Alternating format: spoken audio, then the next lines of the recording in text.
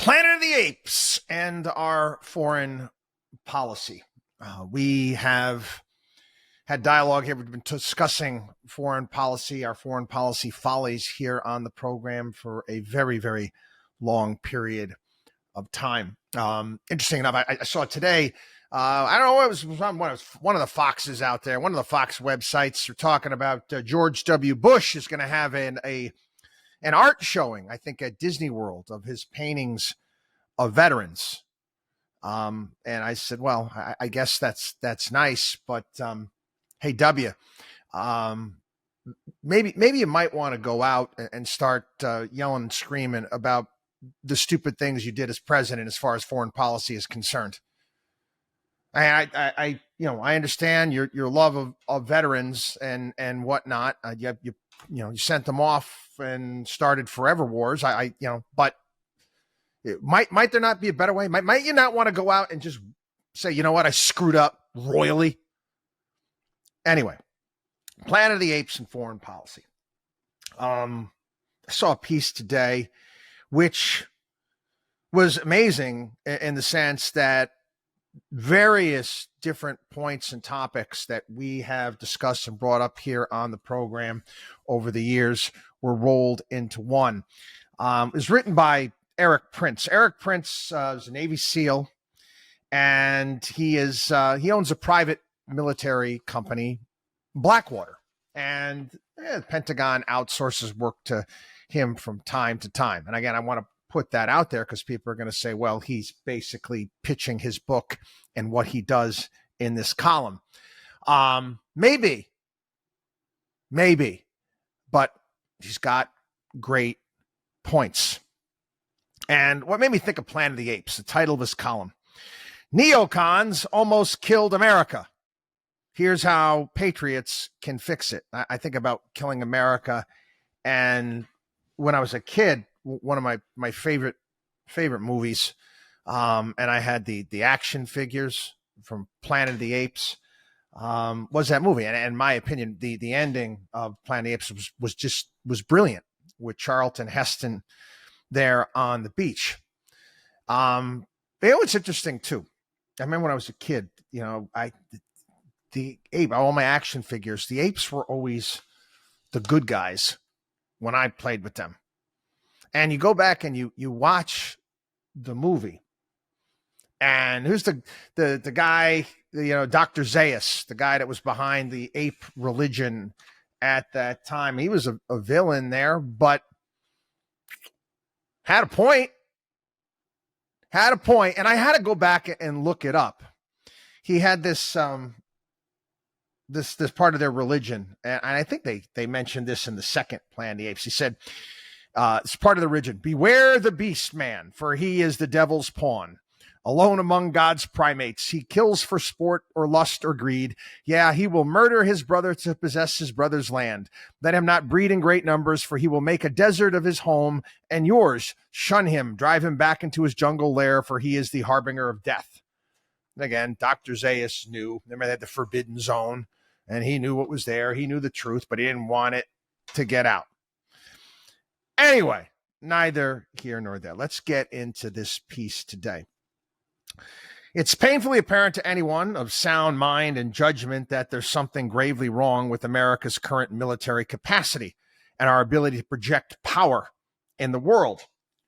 The World War II era fighting force, composed of 14 million GIs with a muscular industrial base backing them up, is almost unimaginable today. In the last 3 years, 5 different U.S. embassies have been evacuated. Sudan, Afghanistan, Belarus, Ukraine, and Niger. Americans are held hostage in Gaza. Commercial shipping traffic is blockaded, and our ground and naval forces are shot at daily with impunity. Again, things that we have ranted about here on the program. How did America go from winning the Cold War and being the sole global superpower in the 90s to the state of disarray that we find ourselves in now? Again, one of the reasons, financial. All warfare has an underlying economic basis, and a nation's military power reflects its economic structure. Today in America, the exorbitant privilege of the US dollar and the unlimited printing press of fiat currency, again, talk about this all the time, means current U.S. defense spending is essentially covered by debt. 30% of the current national debt consists of military overspend from the so-called global war on terror. Yes. This reality has created an absence of strategic discipline and a military policy that prioritizes a tiny guild of contractors feeding an obese, top-heavy structure rather than winning wars. Throughout this piece, he points out the one mistake after another mistake after another mistake. And again, very articulate and pointing out everything that we've done wrong, going after the neocons. You know who the neocons are, right? They were big-time libs, Trotskyites. And they reside within the Republican Party, guys. That's where they are. They are dominant in the Beltway as far as policy is concerned. And they get this policy of continuous warfare being funded by our printing press, which does what? Makes everything more expensive for each and every one of us. So-called peace dividend that followed the end of the Cold War was redirected into expanding NATO instead of ending it. The goal was to enrich the military-industrial complex by creating more clients to buy U.S. weapons at the expense of the opportunity to partner with Russia. Promises of not expanding NATO eastward into former Warsaw Pact countries was broken, and NATO troops were deployed on Russia's border. Yeah. Well, didn't we talk about this past week, weapon systems for NATO and how they all have to basically work the same way and they buy them from the same people? Yeah. Priorities of neocon Washington projected into U.S. policy in Africa.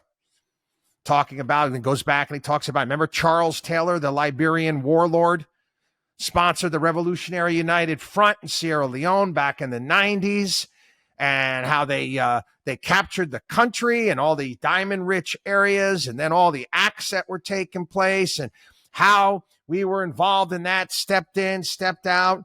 I mean, goes into Africa, again, talks about, again, Yugoslavia. He talks about Somalia, Mogadishu, 18 U.S. Special Operations personnel, 73 wounded. Again, all air support was rejected. They asked for it. Clinton didn't want to send it. And this is interesting, too, okay? In the aftermath of 9/11, President Bush met with his war cabinet to plan a response to what happened. As the Pentagon smoldered, the Department of Defense recommended a bombing campaign and a Ranger raid against Al-Qaeda, but wanted to wait at least 6 months before beginning combat operations in order to avoid the Afghan winter. The CIA recommended an unconventional warfare campaign. They wanted to supercharge the Northern Alliance, who'd been fighting the Taliban for a decade, with U.S. air power directed by SOF advisors. The CIA plan was adopted.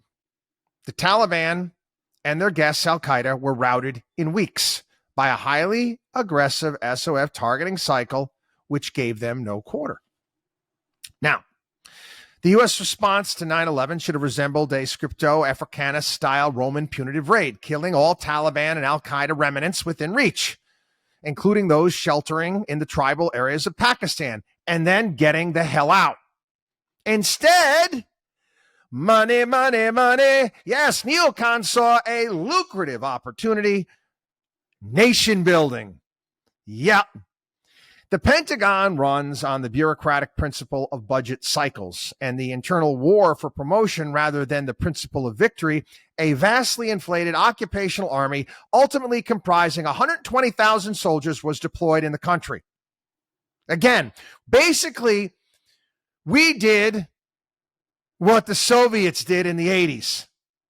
Actually, same bases we used.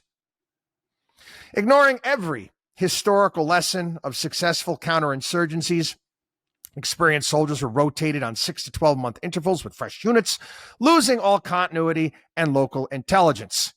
Top commander spot rotated 18 times in 20 years. Concerned, as per usual, with marketing for their defense contractor clients, the neocons dragged dozens of largely unwilling NATO members to Afghanistan, producing a dysfunctional force of individual national mandates. Many nations wouldn't patrol at night or engage in offensive combat missions. When the German army arrived in Kabul in the spring of 2002, among their concerns was finding appropriate housing for all the gay couples. Not making this up. They wanted to install, and Bush talked about this, a damn Jeffersonian democracy on a largely illiterate, semi-feudal, tribal nation. And we're going to do that by just throwing money at it. Yeah. What do we get? Corruption, not infrastructure. And again, it was chaos. Not only was there never a truly empowered supreme commander, authorities were split between the U.S. ambassador, CIA station chief, current four-star U.S. general, CENTCOM commander, their staff residing in Qatar or Tampa, and various representatives from NATO. This committee from hell produced predictable results. And then again, he talks about how this fighting group, what they were able to do, and they didn't even have Stinger missiles like the Mujahideen did to shoot at Soviet aircraft. We didn't lose a single aircraft that entire time. You want to see how dumb the thing was? They ended up making money. The bad guys ended up making money, not only selling drugs, we talked about that, and heroin all over the globe, but also fuel. There's an actual vast reserve of crude in Afghanistan that had been drilled and was all set and ready to go. It was put together by Soviet forces before they left in 1989. We didn't do that. Again, we had to spend more money. Contractors had to make money. You know, we paid the operational cost of $250 a gallon for fuel in Afghanistan. And again, this piece, lengthy piece, about 20 pages long, breaks everything down. The failure in Iraq, what we did in Libya. And again, he talks about what's going on. Obviously, in Washington, D.C., and how all of these think tank people and elites run the show, and how different it is from back in Roman times, where members of the Senate would have to actually go off and fight. We don't have that here in this country anymore, and we don't learn any lessons either. We keep doing the same thing again and again and again. And actually talks about what's going on right now in Gaza. Israel, this is kind of fascinating. Israel suggested, you remember this, they were talking about this, flooding the tunnels. Flooding the tunnels with seawater. They got 300 miles of tunnels spanning all of Gaza. And the goal behind these tunnels was to obviously get the Israeli Defense Forces stuck into an urban quagmire, kind of like Fallujah for us. Why not flood the tunnels with seawater using Texas precision drilling technology? The tactic would have obviated the need to bomb urban areas containing civilians and the terrible suffering that this tactic entails. Flooding the tunnels would have destroyed all underground weapon storage, prevented maneuver, and would have forced Hamas to move or lose their hostage human shields. Again, that was the tactic that was offered, but we told the Israelis no. We told them No. Yeah, the piece goes on to talk about military strategy and what it takes and what needs to be done in order to win wars. And you can't do it through precision strikes and these measures where it's like, we talked about this. I did an entire podcast on this. He says the same exact thing. Proportional response. You don't have proportional response. He had 30% of Germany's male population was wiped out in World War II. Was wiped out in World War II. And then again, you also talk about what's going on right now with Russia. And I brought this up from the get-go. It's hard for our psyche to understand what Russia, was the Soviet Union at the time, went through. We lost 250,000 in World War II. And we think, wow, what a number. Soviet Union, 22 million plus. 22 million plus. And again, to have that in the back of one's mind as, okay, we're encroaching. Listen, you can't not say that they don't have a point to some degree. You can't. You can't just throw that out the window. They won the Battle of Stalingrad. We weren't even in Europe at that point in time. We were in North Africa. They lost 2 soldiers for every German that they killed, and they still wiped out 1 million plus Germans in that battle. I mean, people, our foreign policy is a disaster. We've been talking about this for some time. And again, we've been talking a lot about the uniparty. This is something that we have to break. We have to break. It's bankrupting us. And it's wrong. I mean, for crying out loud, it's wrong.